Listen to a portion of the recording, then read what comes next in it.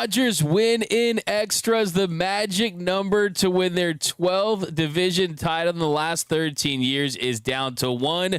Roki Sasaki makes his comeback out of the bullpen. Clayton Kershaw pitches out of the bullpen. The Dodgers get it done, and they have found their postseason secret weapon or weapons.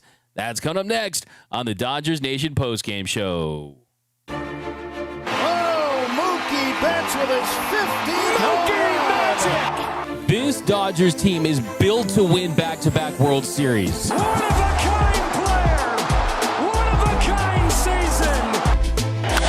Freeman hits the ball to right field.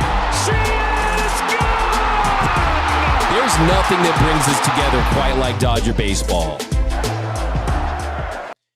What is up, Dodgers Nation, and welcome to the Dodgers Nation postgame show. My name is Doug McKain. I cover the Dodgers for Dodgers Nation, a credentialed member of the media. You can follow me on X and Instagram at DMAC_LA.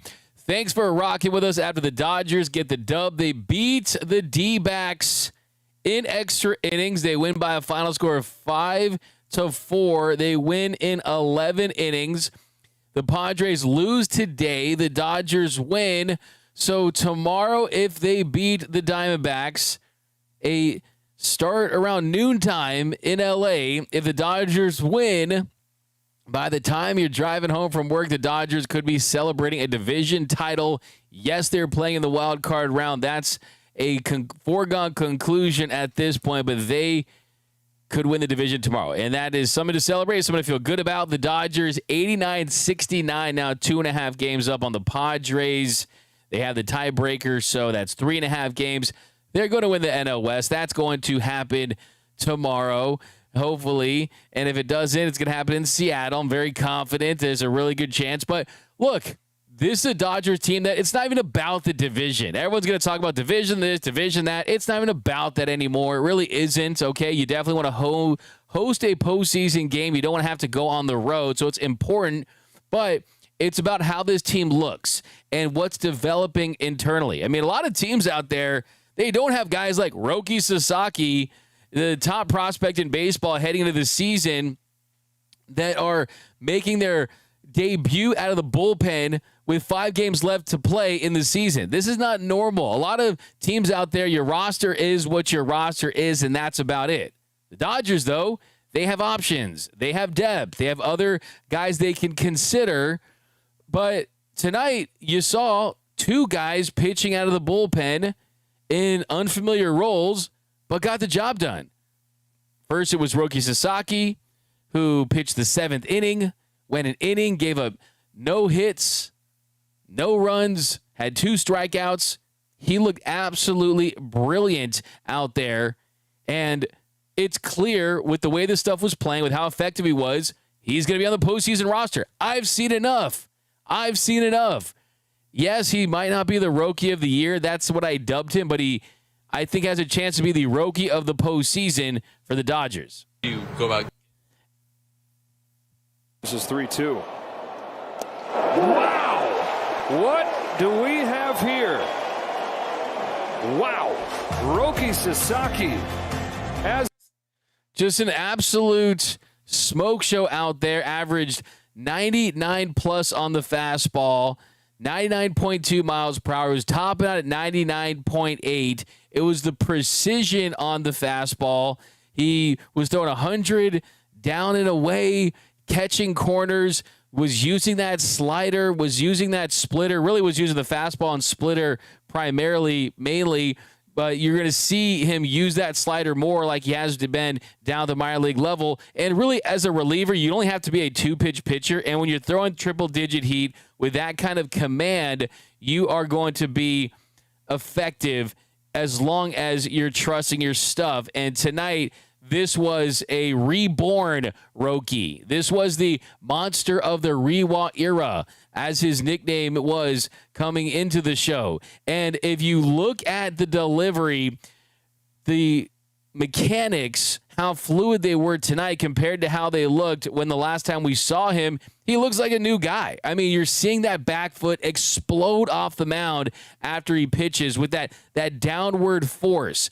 the mechanics where the fastball is tunneling like the forkball. This is what made this guy a guy who Andrew Friedman told me in Dallas at the winter meetings, he has the potential to be the best pitcher on the planet. And that's what Roki Sasaki's goal is. That's what this organization's goal is. And for this year, his role is going to be critical. This is the secret weapon for the Dodgers. And yes, Blake Trinan, he got the job done in this one. He got McCann to fly out with the bases loaded there late in this one. And good. It was not a good pitch. He got a good result. He got the out. But it's about the new guys. It's about the Rockies and Clayton Kershaw going out there and getting the job done. It's about, hey, Justin Robleski looked really good closing things out in this one. There's a open competition towards the end here, and it all starts with the guys that are getting opportunities late. And you make your return for the first time in a long time. He went on the IL in May.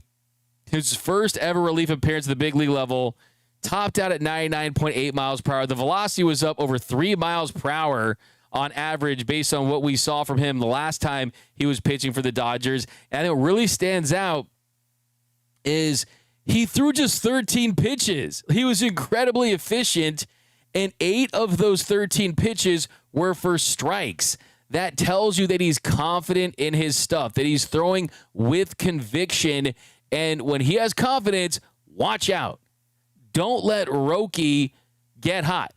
Don't let Roki Sasaki realize that potential that is as high as anyone. He has that kind of upside, and I thought he was fantastic. It was great to see him out there.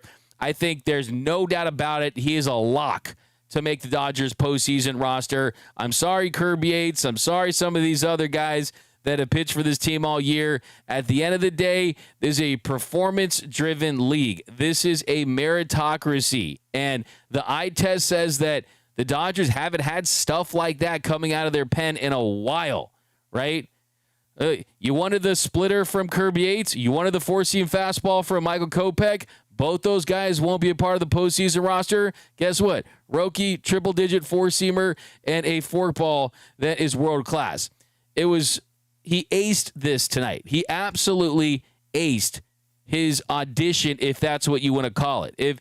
They don't need to see a second audition. He is casted in the movie, and that movie is the 2025 Dodgers postseason run.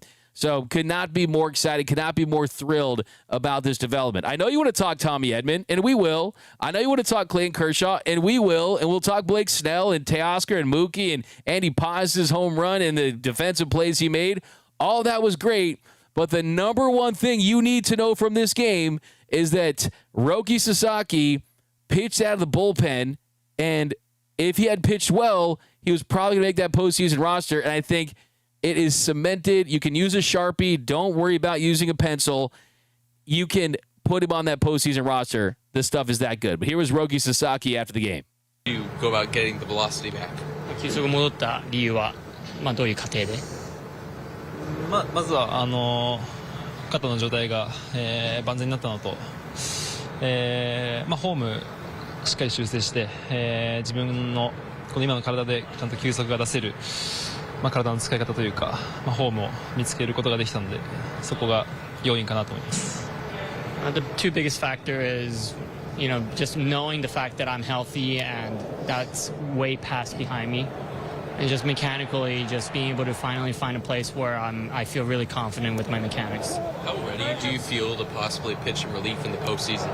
ポストシーズンに向けてリリーフ登板っていうのは、ある程度準備自信っていうのはできましたか？そうです。マイナーで2回と今日実際メジャーで投げてみて、結果はいい結果が出てるので、そこら辺はすごくポジティブに捉えていきたいですし、あとは残りの試合で登板を重ねていい準備ができたらなと思っています。I'm really happy with the results and the process, pitching twice in the minor leagues and today's outing.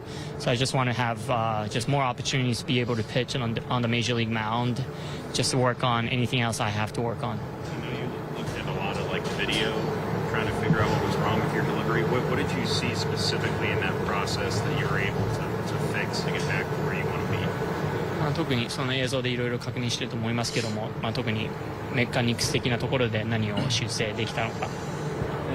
肩の健康状態が良くなってから、まず肩の動きが良くなって、最後はあとは下半身の動きを重点的にやりました。Just making sure my shoulder was moving the way I want it to be, and also working on my lower half mechanics. Last one, guys.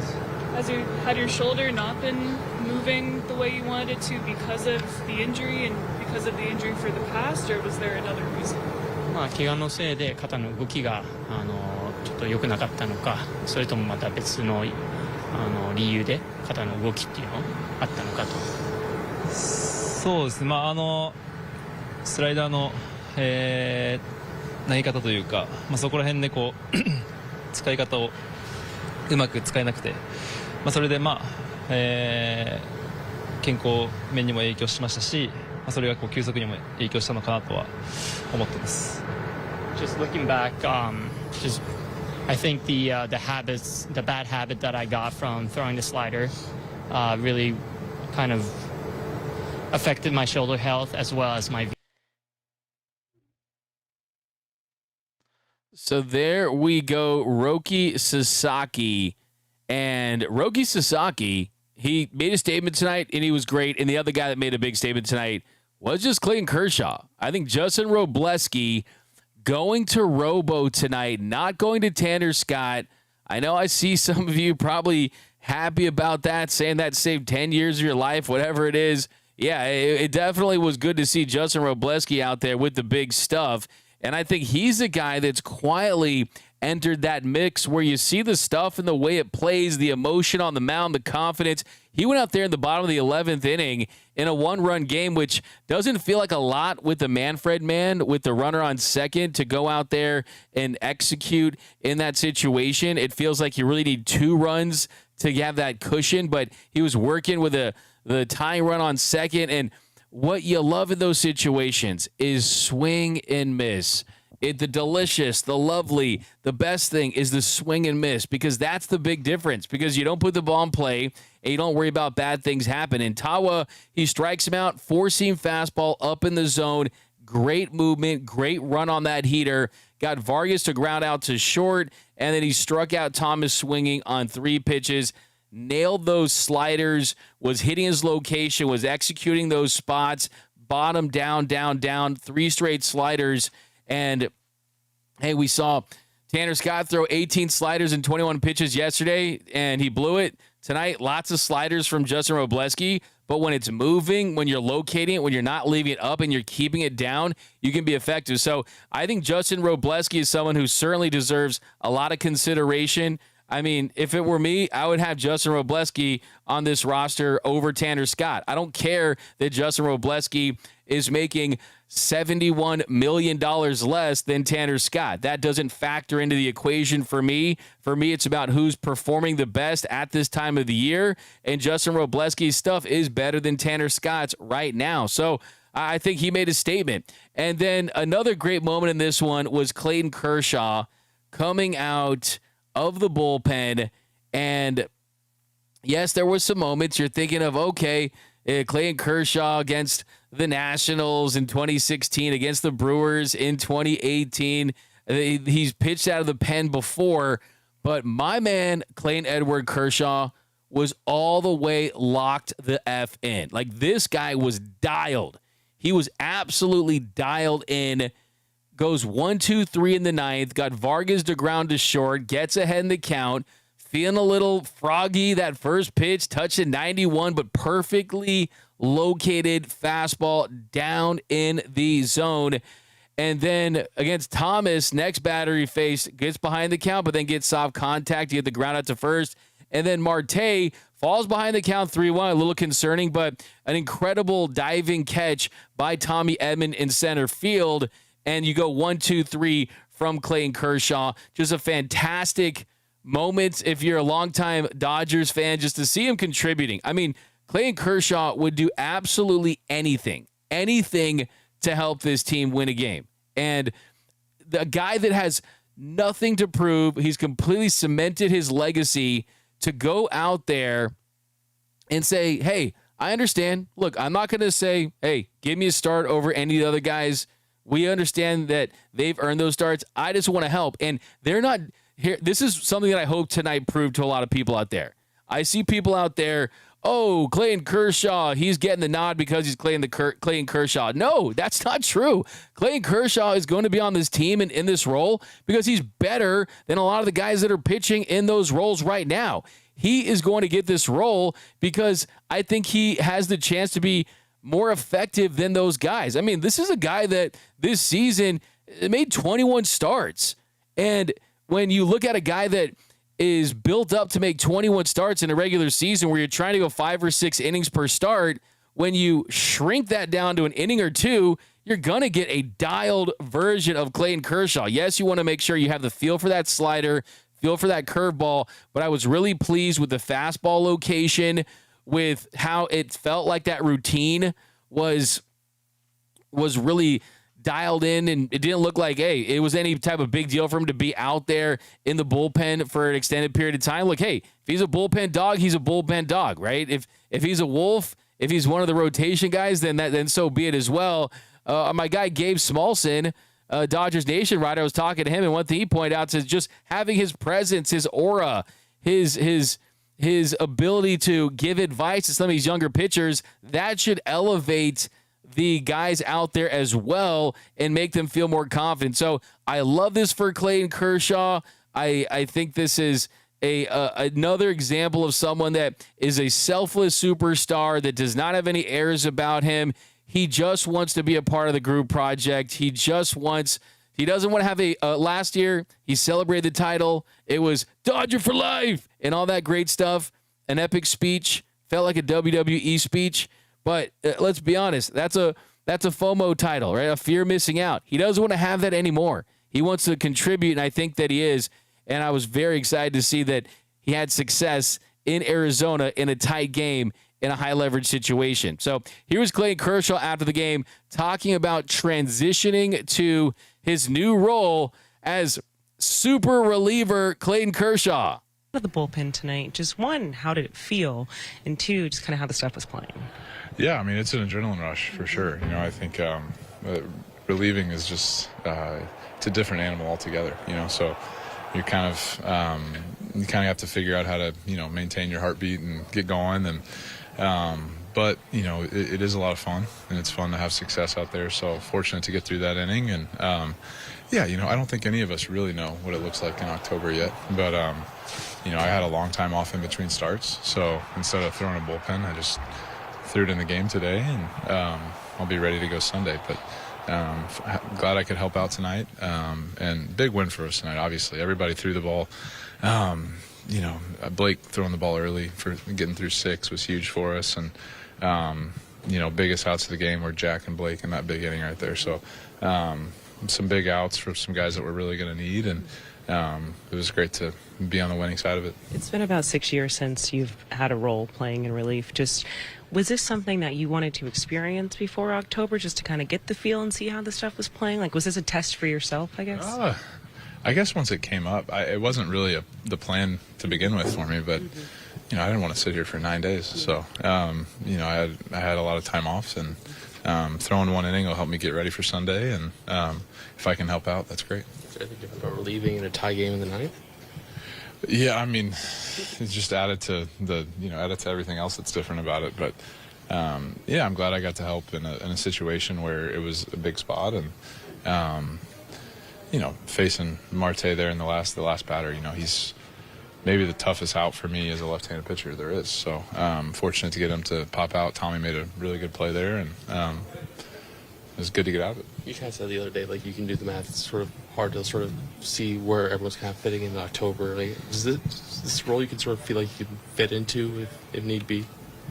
Well, look, we have 6 amazing starters, and so it's just, yeah, I can do the math. So if I want to be a part of it in any way, and I'll do whatever they want me to do.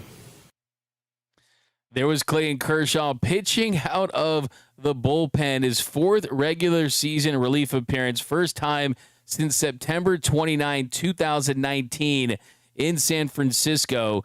So great to see him have success. And look, it's not like it was just the bottom of the order either. He ended up having to get Ketel Marte, a guy who had 3 hits tonight for the Diamondbacks, really right up there for being their best hitter. And he gets him in a spot where it's as tight as you can get in a game that meant everything to the Diamondbacks. And with the Dodgers still having things left to do, he went out there and got out a guy, 856 OPS hitter against lefties. So very pleased with Clayton Kershaw's outing. This is a major development for the Dodgers to work in 2 new reliever options tonight with Roki, with Kersh. I think Robleski is a guy who's getting an extended look now. You didn't see Blake Snell. I mean, you didn't see Justin Robleski, but you did see Blake Snell.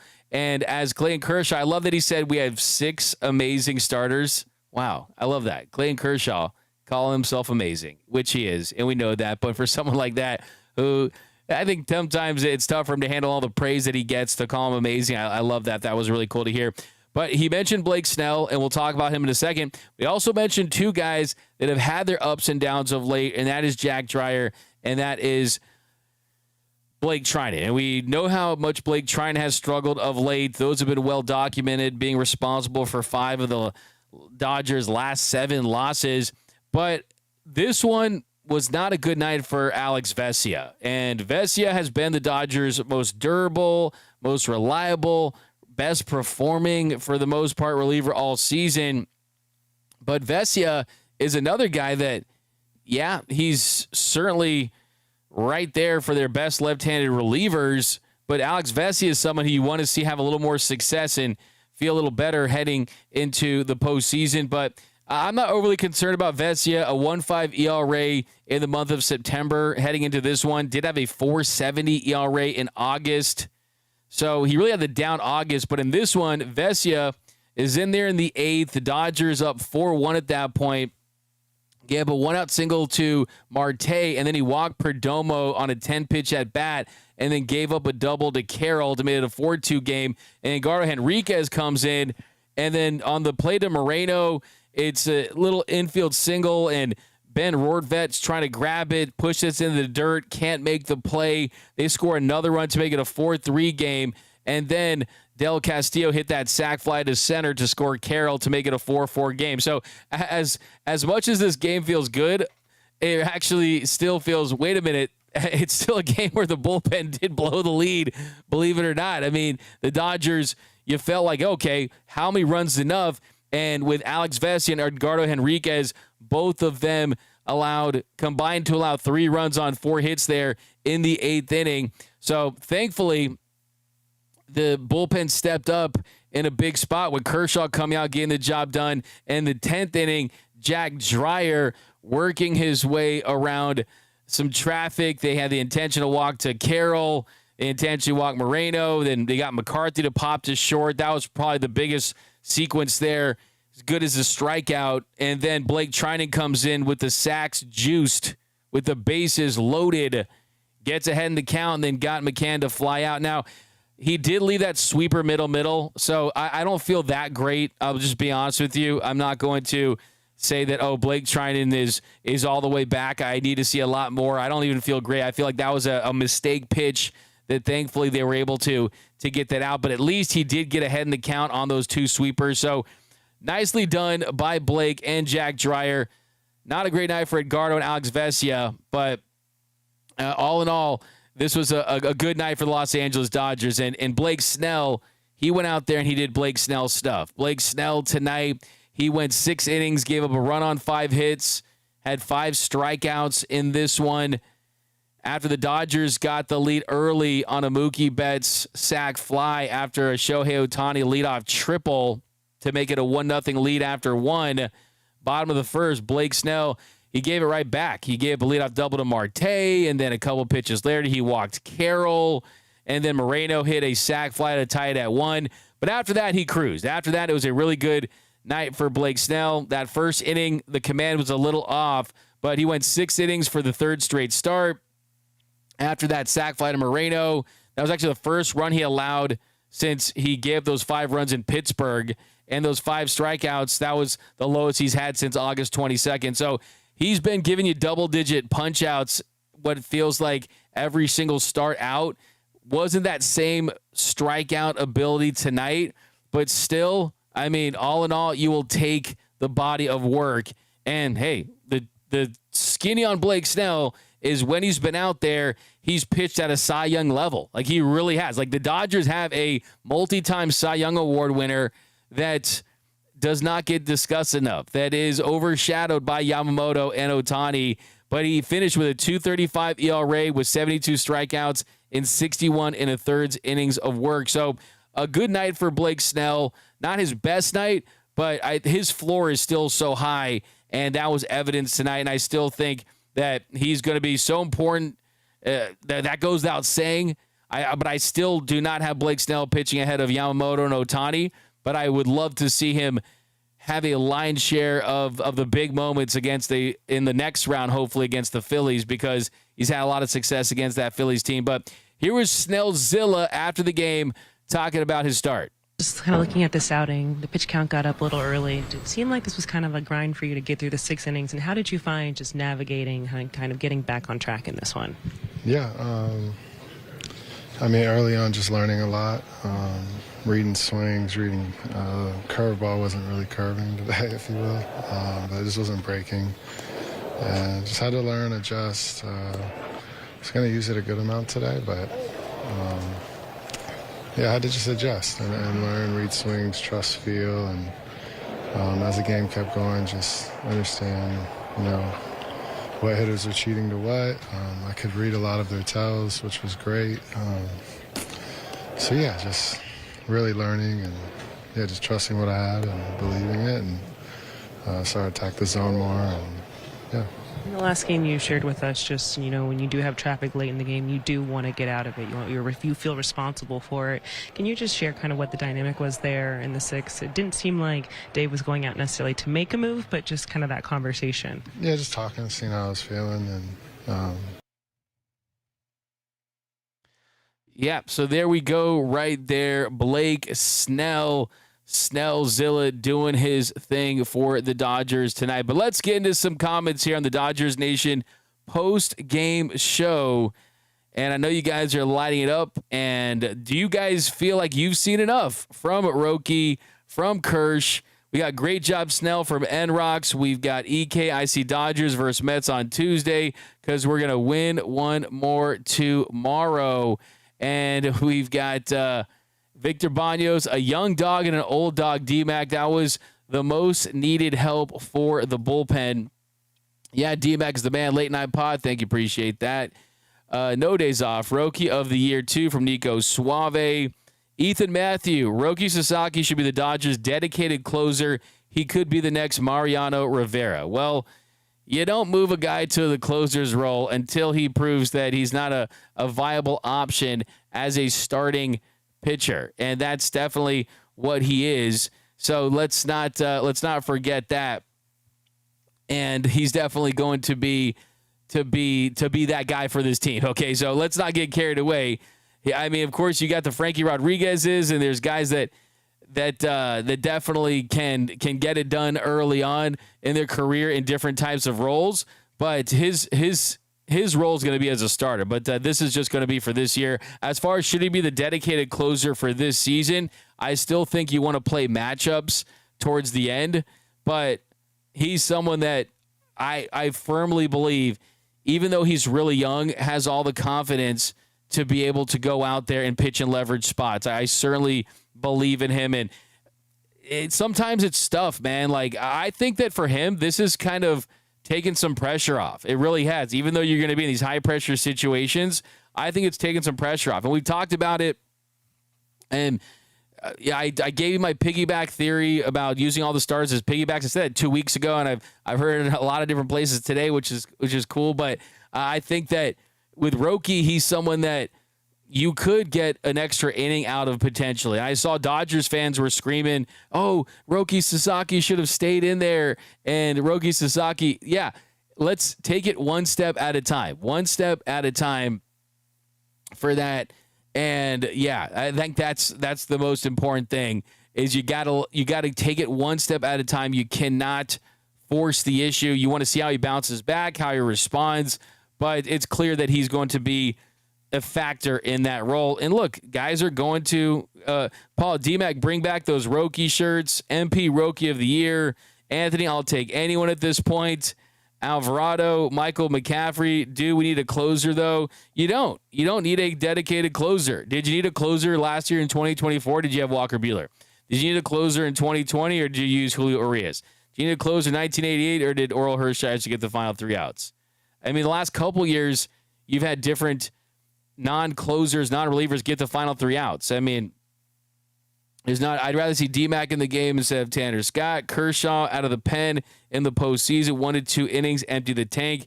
Yep, absolutely. A super chat here from Ethan Matthew. Could Roki Sasaki be to the Dodgers what Mariano Rivera was the Yankees? Lights out closer. Maybe Roki is not meant to be a starter.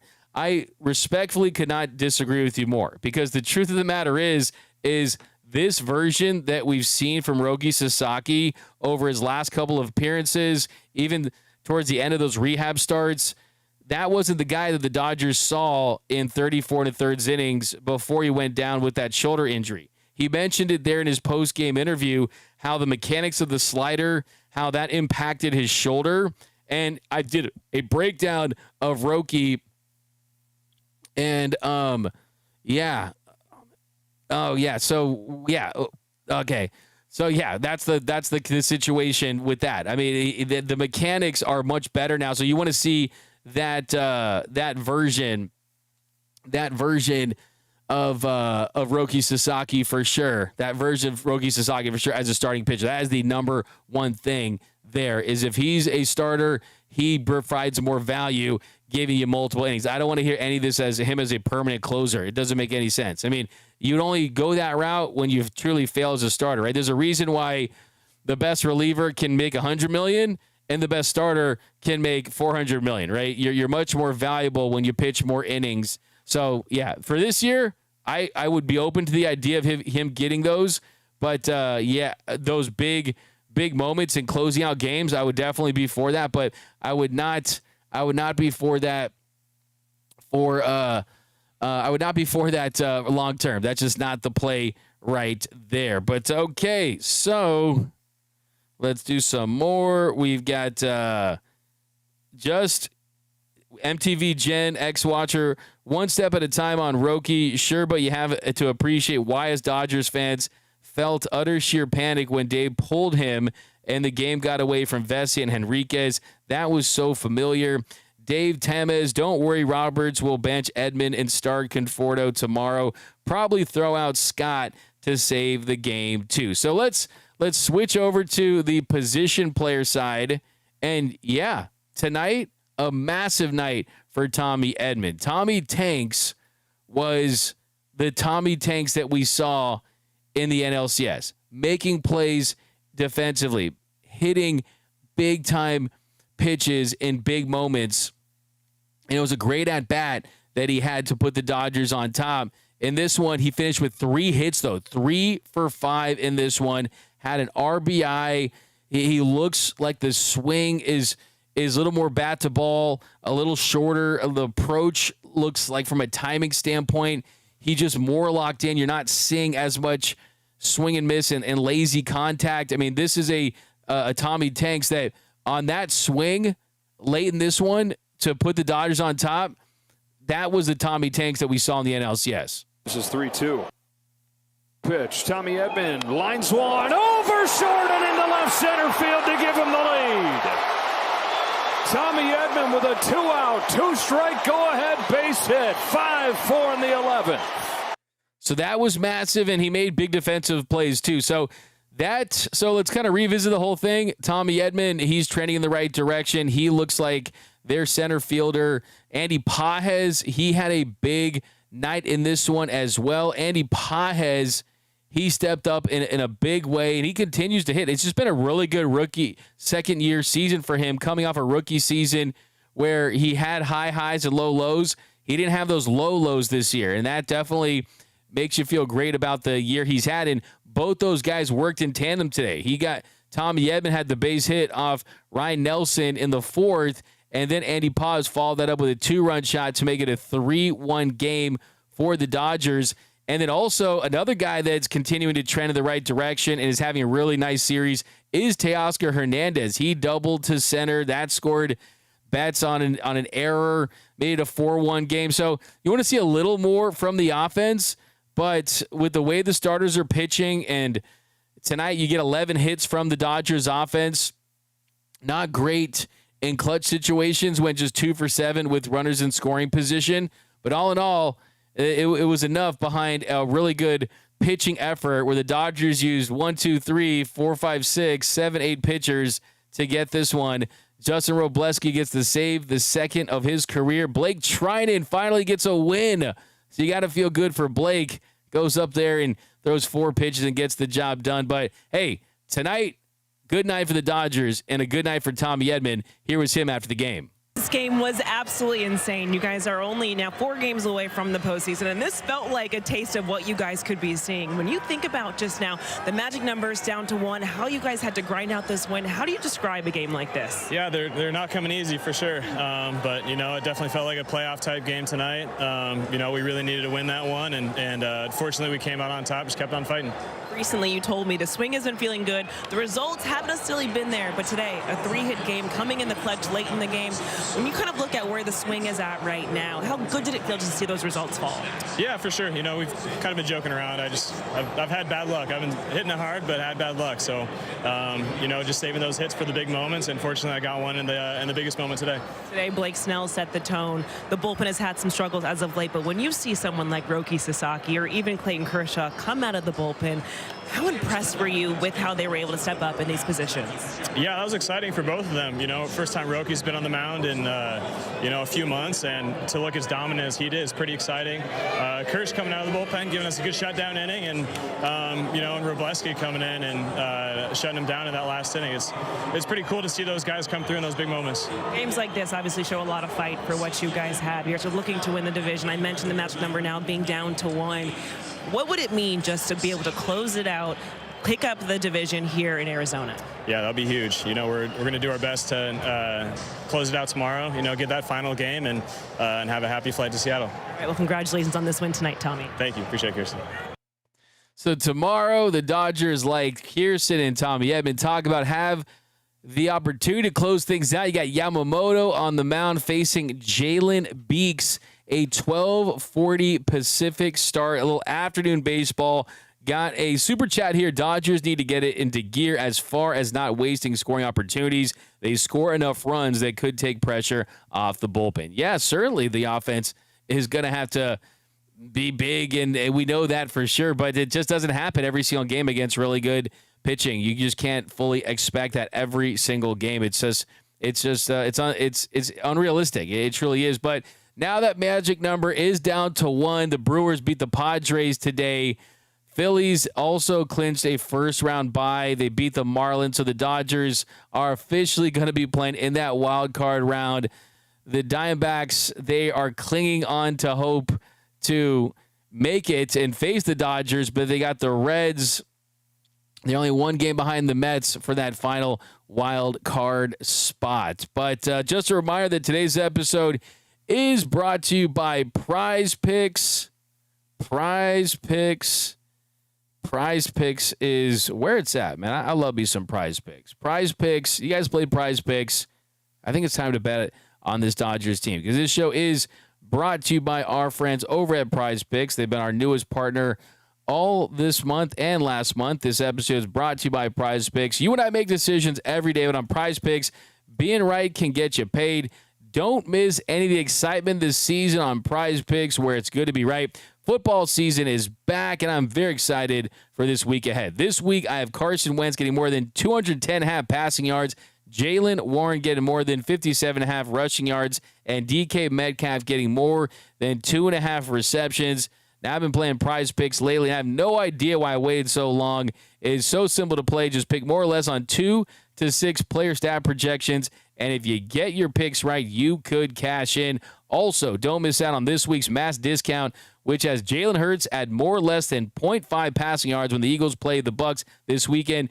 Download the app today and use code NATION to get $50 off in lineups after you play your first $5 lineup. That's code NATION to get $50 in lineups after you play your first $5 lineup. The link to download is below in our description. Prize Picks. It's good to be right. Awesome. All right, so we're going to hear from Dave Roberts.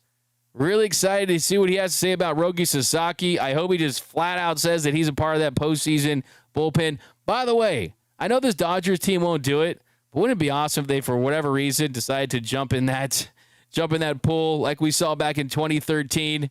I know that's what you're thinking. All right, here's Dave Roberts after the Dodgers get the win against the D-backs 5-4 in extra innings.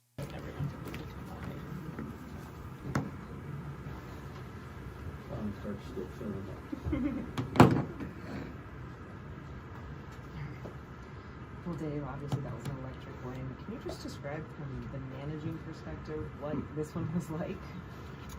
That was like a playoff game. It was. Obviously, we're fighting, they're fighting, and we essentially exhausted everyone on the active roster, and guys made big plays and stepped up. We needed it, every bit of it, and just a great game to be a part of. When you look at going into this game, we talked about Roki Sasaki, Clayton, Kershaw being available at the bullpen. What kind of boost could they bring to the bullpen, especially with what you saw tonight? A huge boost.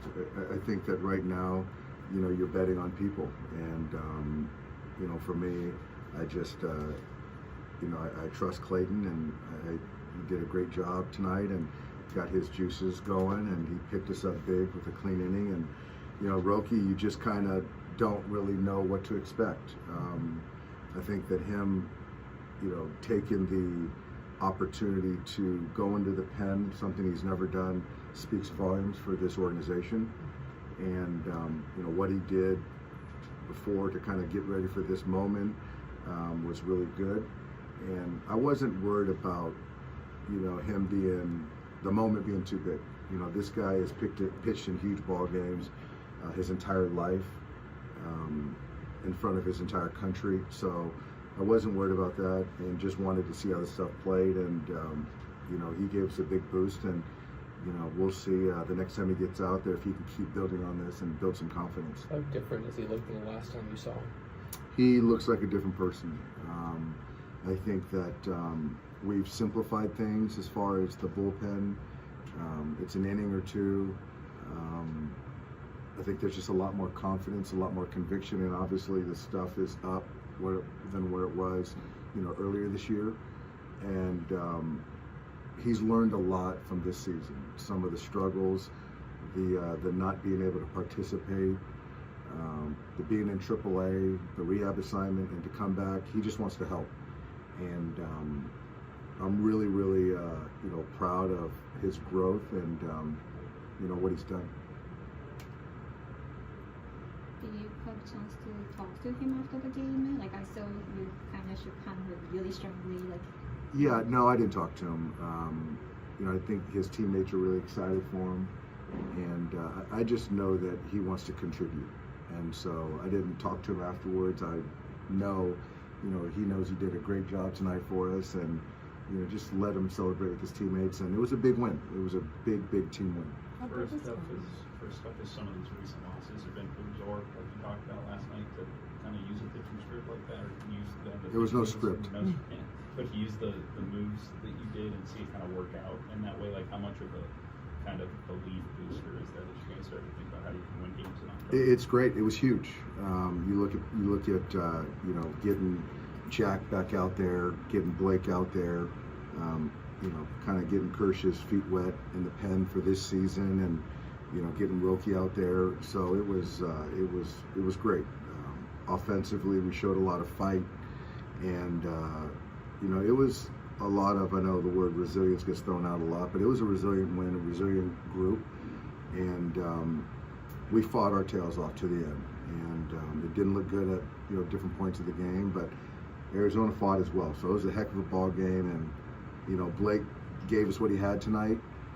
We played great defense behind him, which is huge. That Page's play The diving, the one in left, the one in the diving play. Miggy's playing his tail off at second. So we did a lot of good things, and Rortvedt did a great job with the pitchers tonight. And so again, Tommy had a big hit. So yeah, really good stuff. What was the conversation with Snell tonight? You went out there. No, I'm gonna keep that one quiet. Just wanted to make sure, how he felt. Just seeing some things. Just want to make sure he felt okay. The magic numbers down to 1. How important is it to go ahead and get the win tomorrow before you guys head out to Seattle? It's important. We're trying to clinch this thing. We're trying to win baseball games, and then we can worry about the postseason. But nothing is guaranteed. I still love the way we're playing baseball. We've got Yamamoto going tomorrow, and we're going to be ready to play a good ball game again. The Roki, what's going to be his next? He'll be down tomorrow, certainly, and then he'll be available on Friday, and we'll go from there. Did you try to use him like a more longer inning, or? I don't know. I don't know. I think that probably the 2 would probably be the max, but this time with 2 days off, it was only going to be 1 inning. But depending on the rest, depending on how he looks, we'll kind of have the conversation. But I'm not sure. That's still kind of, as we say, it's fluid. We just got to kind of see, and I don't want to make any decisions right now. Thanks, guys. All right, there was Dave Roberts, and yes, he said we're going to be ready to win. I think he was, but wanted to say we're ready to party tomorrow. I see this from Guy Kenishiro. It says, D-Max sending Hessun Kim was a bad call. Dino panicked on that one. Please discuss. So you are referring to the play late where Hessun Kim gets thrown out. It's a bang-bang play. The Dodgers reviewed it. He clearly was tagged right there on the hip. Was it a bad send? I think it was also a bad read by Kim. He paused on that line drive that kind of paused up and cost him a couple seconds there. But in that situation, you want to be aggressive. He's in there specifically to run in the top of the 10th. He ran for Rortvedt. Shohei Ohtani, he swung at a pitch a foot off the plate for the first down. Then on that Mookie Betts single, that's a tough send. That's going to be tough for anyone to get there. But if you see where he was when Corbin Carroll got that ball, yeah, I think in a game like that, would Dino have wanted that one back? I think so. It still had to have a really good catch, a really good throw, and a really good tag to execute it. And if the throw's offline, he scores, the Dodgers are up, and you got that one run in. So I think if you're in there to run, and that's what he is, he's the Comet, right? He's if he's going to have any role in this team, it's going to be as a pinch runner. And I don't think it's just because he was slow or anything.